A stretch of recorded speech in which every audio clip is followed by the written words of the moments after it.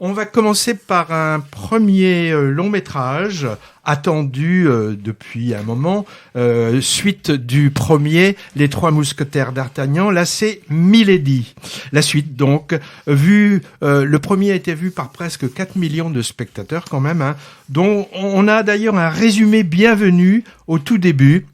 La rencontre des 4 héros, l'histoire des ferrets de la reine, l'enlèvement de Constance Bonacieux, la copine de D'Artagnan, etc. Là, l'histoire centrale concerne la menace de guerre, le siège de La Rochelle et les complots contre le roi Louis XIII que les mousquetaires devront déjouer. Patrick, on en avait discuté, tu l'as trouvé moins bon que le premier, tu t'es un peu ennuyé, tu m'as dit, et moi c'est l'inverse. J'avais par exemple trouvé D'Artagnan trop sombre au sens propre, hein, c'est-à-dire pas assez éclairé, et ça m'avait un peu gêné pour la lisibilité de l'histoire. Là, j'ai trouvé ça plus illuminé. Oui, parce qu'entre-temps, tu t'es fait opérer de la cataracte. Non, je te jure, même le metteur en scène a dit en effet qu'il avait mis un peu plus de lumière, ça se voit. Au crédit du film, un bon cocktail de plusieurs ingrédients savamment dosés. Aventure, bien sûr, hein, avec plusieurs intrigues imbriquées, avec Alexandre Dumas au script normal. Hein. Action, cavalcade effrénée, très belle chorégraphie de plusieurs batailles à l'épée, en particulier la dernière, là, dans les flammes, qui est impressionnante. Hein.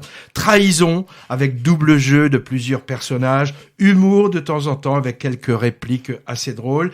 S'ajoute à ça des décors vraiment superbes, hein, la plupart réels, de magnifiques châteaux qui font pas carton-pâte, et assez peu de trucage numérique, enfin a priori, ou du moins bien fait, car on les remarque peu.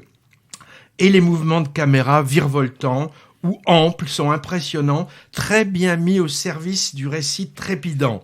Par exemple, un très beau long plan séquence durant l'attaque de La Rochelle.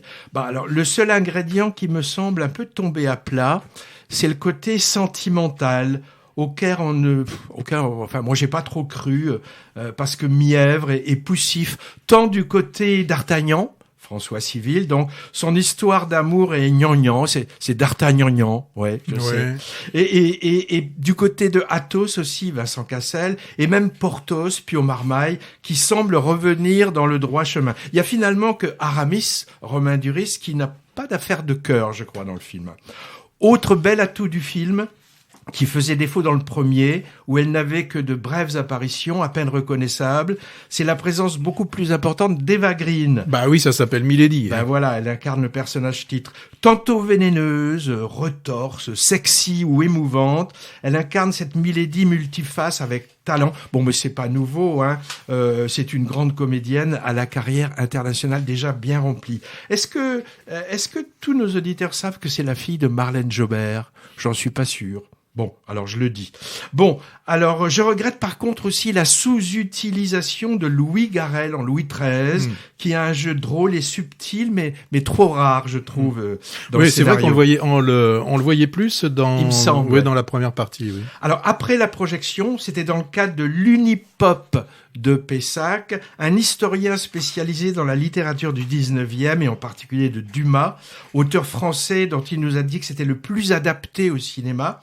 Il s'est montré moins enthousiaste que moi pour ce Milady, mais j'ai trouvé pour des détails un peu secondaires. En tout cas, son intervention était parsemée de plein d'extraits de diverses adaptations des Trois Mousquetaires, plus de 200 si je me souviens bien, en remontant jusqu'au muet, et c'était passionnant de voir par exemple Gene Kelly en D'Artagnan, ça valait le coup. Hein. Évidemment, le film nous indique clairement qu'on aura droit à un troisième acte, et pourquoi pas, hein, du cinoche populaire de qualité qui remplit les salles. Que demande le peuple, Patrick? Et que demandent les exploitants et toute l'industrie du cinéma qui en tire bénéfice? Le réalisateur, c'est Martin Bourboulon, le même que le premier. Hein.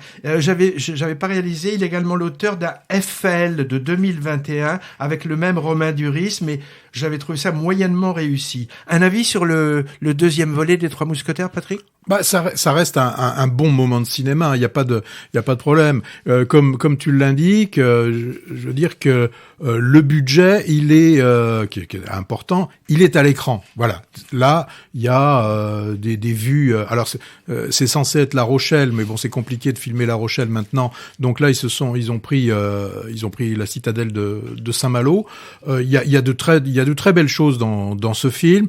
C'est vrai qu'il y en a qui sont un petit peu en retrait. Par exemple, c'est Porthos, joué par Pio Marmaille, bon, qui est en retrait. Aramis aussi, on s'en sert très peu, et aussi peu de Louis Garrel. D'Artagnan, je le trouve, alors c'est le rôle qu'on lui fait jouer. Bon, cette histoire d'amour, c'est un peu cucu quand même. C'est un peu cucu, mais c'est si ça veut rester fidèle au roman, voilà. Donc voilà. Donc il y a une très belle scène aussi entre Bonacieux et puis Milady à la fin du film. Une scène qui est un petit peu ratée, c'est quand Athos retrouve Milady. Là, c'est un petit peu raté. Voilà. Bon, mais vraiment, c'est un bon film. C'est un film. Ah, alors tu l'as réhabilité. Oui, je l'aurais réhabilité.